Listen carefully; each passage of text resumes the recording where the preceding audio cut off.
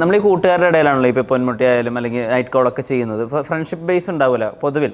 ഇപ്പോൾ ഈടി പോലത്തെ സിനിമകളിലൊക്കെ ചെയ്യുന്ന നേരത്ത് എനിക്കിപ്പോൾ ഇതാണ് ചെയ്യാൻ തോന്നുന്നത്, അല്ലെങ്കിൽ എനിക്കിതിങ്ങനെ റിയാക്ട് ചെയ്യാനാണ് തോന്നുന്നത്, അങ്ങനെയൊക്കെ സംസാരിക്കാനൊക്കെ ഉള്ള സ്വാതന്ത്ര്യം എടുക്കാനൊക്കെ ഇപ്പോൾ നാച്ചുറലി വരുന്നുണ്ടോ?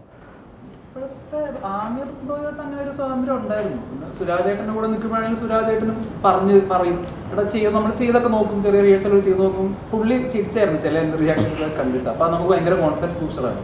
റിഹേഴ്സലിൻ്റെ കൂടെ ചെയ്യുമ്പോഴാണെങ്കിലും ഒരു സീനിയേഴ്സ് ആണ് എന്തെങ്കിലും സജഷൻസ് ഉണ്ടെങ്കിൽ അവർ പറഞ്ഞു തരും. അപ്പോൾ ഞാൻ എൻ്റെ രീതിക്ക് അത് ചെയ്ത് നോക്കുമ്പോൾ അത് ആ ഫ്രീഡം ഉണ്ട്. ഇപ്പൊ എനിക്കൊന്ന് ഒരുവിധപ്പെട്ട ഫിലിം മേക്കേഴ്സ് ഒക്കെ ആ ഒരു വൈബുള്ള ആൾക്കാരാണ്. അപ്പൊ ഭയങ്കരമായിട്ട് ഞാൻ വർക്ക് ചെയ്തിട്ടുള്ള ഏതൊരു ആൾക്കാരുടെ കാര്യം പറയാം, അങ്ങനെ ഇത് തന്നെ ചെയ്യണം അങ്ങനെ പറയാറില്ല. ഫ്രീഡം തരുന്നുണ്ട്. അപ്പൊ നിതിൻ ചേട്ടൻ ആണെങ്കിൽ പോലും ആ ഒരു ഫ്രീഡം വന്നിട്ടുണ്ടായിരുന്നു. ഈ നാഗേന്ദ്രത്തിൽ ഞാനും ഉണ്ടായിരുന്നു.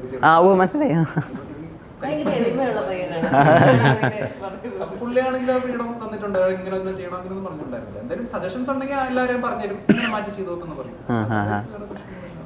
ഈ മമ്മൂക്ക ഹിറ്റ്ലറൊക്കെ ചെയ്യുന്ന സമയത്തെ ഈ അദ്ദേഹം അറിയാണ്ടെങ്കിലും കൈ ഇങ്ങനെ എവിടെയെങ്കിലും സ്ട്രെസ് ചെയ്യണമെന്ന് കഴിഞ്ഞാൽ ആൾ പറയുക മിമിക്രിക്കാർ പിടിക്കും വേണ്ട എന്ന് പറഞ്ഞാൽ അദ്ദേഹം മാറ്റി ചെയ്യുമായിരുന്നുള്ള ശ്രമം ഉണ്ടായിരുന്നു എന്ന് സിദ്ദിഖൊക്കെ പറഞ്ഞിട്ടുണ്ട്. ഇപ്പോൾ ആശ്ചര്യം തന്നെ, ഇപ്പോൾ ദശമൂലം ദാമനൊരു ആശ്ചര്യമുണ്ട്, അല്ലെങ്കിൽ തൊണ്ടിമുതലിലെ പ്രസാദിനൊരു കൈൻഡ് ഓഫ് ആശ്ചര്യമുണ്ട്, ഇപ്പോൾ അഡിയോ സമീഗോസിനൊരു ആശ്ചര്യമുണ്ട്. ഇങ്ങനെ ആശ്ചര്യപ്പെടുന്ന ഒരു സുരാജുണ്ട്. അത് 3-3.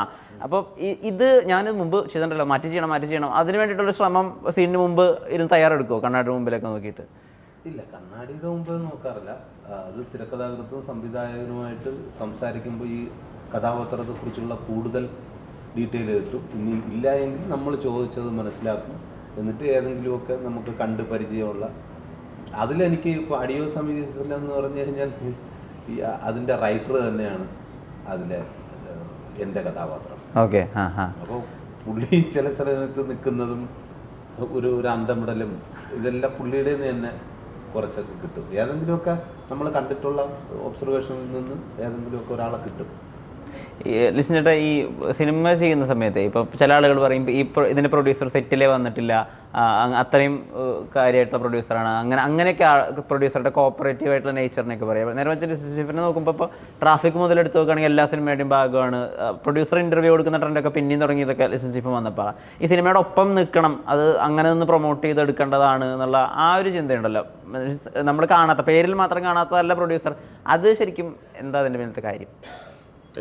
അതായത് ഇപ്പോൾ ആദ്യമൊക്കെയുള്ള എല്ലാ സിനിമകൾക്കും ഞാൻ ലൊക്കേഷനിൽ പോകുമായിരുന്നു.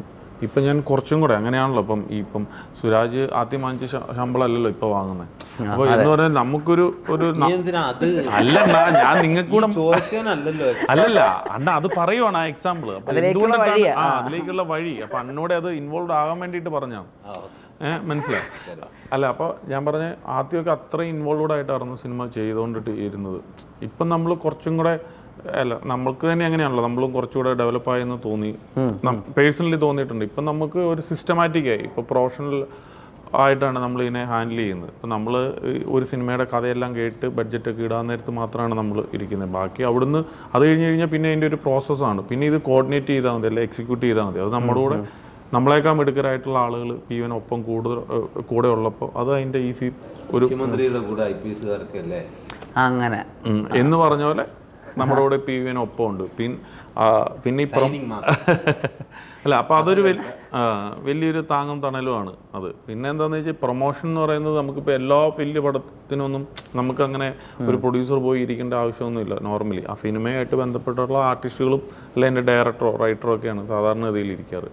ഞാനിപ്പോൾ അങ്ങനെയല്ല. ഇപ്പം നമുക്കൊരു വൈബ് ക്രിയേറ്റ് ചെയ്യുക എന്നുള്ളൊരു സാധനമുണ്ടല്ലോ. ഇന്നിപ്പോൾ ഞാനൊരു ജസ്റ്റ് ഒരു ഇൻ്റർവ്യൂ കൊടുത്തിട്ട് പോകാൻ വേണ്ടി വന്നയാളാണ്. ഞാൻ മാത്രം അതേ ഡ്രസ്സിൽ ഇങ്ങനെ ഇരിക്കുന്നു. ഇവരെല്ലാം പോയി ഡ്രസ് ചേഞ്ച് ഇരുന്നുകൊണ്ടിട്ടേ ഇരിക്കുകയാണ്. അപ്പോൾ എന്നെ സുരാജ് പോകാനായിട്ട് വിട്ടില്ല. അതുകൊണ്ടിട്ട് ഞാനിങ്ങനെ കൂടെ ഇരിക്കുന്നുള്ളൂ. അതുകൊണ്ടിട്ട് നമ്മളും എന്തെങ്കിലുമൊക്കെ പറയുന്നുണ്ടല്ലോ. മാത്രമല്ല ഇപ്പൊ സ്വന്തമായിട്ടൊരു ചാനൽ തുടങ്ങി. ഇനി ഇതുപോലുള്ള കോമഡി പുള്ളിക്ക് തന്നെ എടുത്തിടാലോ. ശരിയാ, അങ്ങനെ ഒരു സാധ്യതയുണ്ട്. ഈ പണ്ടൊരു വർഷം 14-15 സിനിമകളൊക്കെ ചെയ്യുമായിരുന്നല്ലോ.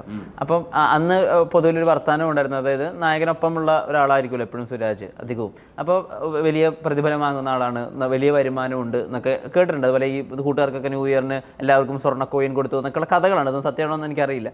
ഇപ്പോൾ പക്ഷേ സിനിമകളുടെ എണ്ണം കുറവാണ്, നായകനായതുകൊണ്ട് തന്നെ. ശരിക്കും അതായിരുന്നോ ലാഭം, ഇതായിരുന്നോ ലാഭം?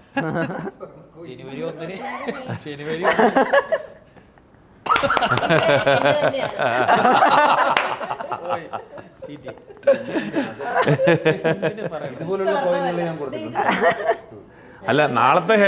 നാളത്തെ എന്താണെന്നറിയോ? ഒരു സെക്കൻഡ്, നാളത്തെ ഹെഡിങ് എന്തായിരിക്കും എന്നറിയോ? ഗ്രേസ് ആന്റണിയുടെ കയ്യിൽ മോതിരം ചാർത്തി കൊടുത്ത് സുരാജ്. അതായിരിക്കും ചോദ്യം. സാമ്പത്തികപരമായിട്ടുള്ള ലാഭങ്ങൾ രണ്ടിൽ നിന്ന് ഏതാ? അങ്ങനെയൊക്കെ ആലോചിക്കാറുണ്ടോ?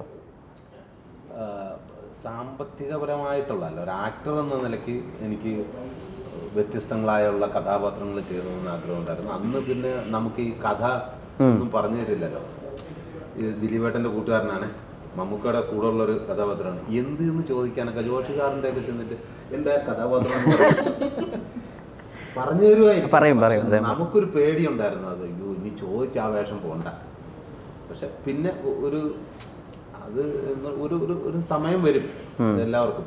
അപ്പോൾ ആ സമയം വന്നപ്പോൾ നമ്മുടെ അടുത്ത് തന്നെ വരും. ഇപ്പോൾ ഇദ്ദേഹത്തിന് തന്നെ പല കഥാപാത്രങ്ങളും ചോദിക്കാതെ കൂടെ ഉള്ളതാണെന്ന് പറയും. പിന്നെ അവര് തന്നെ നമ്മുടെ അടുത്ത് പറയും, ഒരു കഥ പറയട്ടെ. പറ, അവിടെ എത്തും. അതൊരു പ്രൊമോഷനാണ്. അത് സംഭവിക്കും. നമ്മൾ അതുമായിട്ട് തന്നെ നിന്ന് കഴിഞ്ഞാൽ അത് സംഭവിക്കും. അപ്പൊ നമുക്ക് ചൂസ് ചെയ്യാനായിട്ടുള്ള അവസരങ്ങൾ വരും. അപ്പോൾ ഒരുപാടെണ്ണം വരുമ്പോൾ ഇല്ല എനിക്ക് ഇതാണ് നല്ലത് എന്ന് തോന്നും. അങ്ങനെ അതെല്ലാം പടിപടിയാണ്. മമ്മൂക്ക തൊട്ടും എല്ലാവരും അങ്ങനെ തന്നെയാണ് വന്നത്. ശ്യാമൊക്കെ കാണുമ്പം പറയും, ചേട്ടാ നല്ല പടമൊക്കെ ഉണ്ട് പറയണ. എന്നാൽ ഒരു കുഴപ്പമില്ല. അപ്പം നമ്മൾ ഡയറക്ടറും റൈറ്ററോടെ ഒക്കെ ഇരിക്കുമ്പോൾ നമ്മൾ എന്ത് ചെയ്യും? സാധാരണ അത് ആ റോള് നമുക്ക് ശ്യാമിനെ ഇടാമെന്ന് പറയും. ഓക്കെ, ശ്യാം ചെയ്യോ? അത് ചെയ്യും, ഒരു കുഴപ്പമില്ല, ശ്യാമിനോട് പോയി പറഞ്ഞാൽ മതി എന്ന് പറയും. നമ്മൾ ശ്യാമിനെ വിളിച്ചു കഴിയുമ്പോഴാണ് ഓക്കെ കഥയെല്ലാം പറഞ്ഞു, ചേട്ടാ ഇതേ നമുക്ക് വേറെ നെക്സ്റ്റ് നമുക്ക് ഇതിൽ നല്ലൊരു പരിപാടി പിടിക്കാം. അപ്പം നീയല്ലേ കഴിഞ്ഞ മനുഷ്യന് കണ്ടപ്പോൾ പടം ഇല്ലെന്ന് പറഞ്ഞത്, വേറൊരു പടം കൊണ്ടുവരാൻ പറഞ്ഞേ. അപ്പം ഞാൻ പറഞ്ഞേ അങ്ങനെ സംഭവം മാറും. ഇപ്പം ഇവർ കാണുമ്പോൾ ചേട്ടാ പടം നമ്മൾ അടുത്ത പടം ചെയ്യണ്ടെന്ന് പറയും. ഓക്കേടാ ചെയ്യാം. അപ്പം നമ്മളടുത്ത ഡയറക്ടർ അമീർ അല്ലെങ്കിൽ ഗരുഡൻ്റെ ഡയറക്ടർ ഇട്ടേക്കാന്ന് പറഞ്ഞു കഴിഞ്ഞപ്പോൾ നമ്മൾ പടം ചെയ്യാൻ വേണ്ടിയിട്ട് ചോദിച്ചപ്പോൾ പുള്ളിക്ക് ഡേറ്റ് ഇല്ല. അല്ലല്ല, അപ്പം തെലുങ്കായി തമിഴായി. അപ്പം നീ എന്തിനാണ് എന്നോട് ചോദിച്ചത് പറഞ്ഞ മനസ്സിലായോ എന്നുള്ള അതാണ് ഇപ്പോൾ സുരാജേട്ടൻ പറഞ്ഞ പോലെ ആർട്ടിസ്റ്റിൻ്റെ ഉള്ളൊരു പ്രൊമോഷൻ. ചോദിച്ചു ചെല്ലുമ്പോൾ സമയമില്ല, അവിടെ പ്രൊമോഷൻ കിട്ടിക്കഴിഞ്ഞു. നമ്മൾ പ്രൊമോഷൻ കിട്ടാത്തവരുമായിട്ട് വീണ്ടും പടം ചെയ്യണം.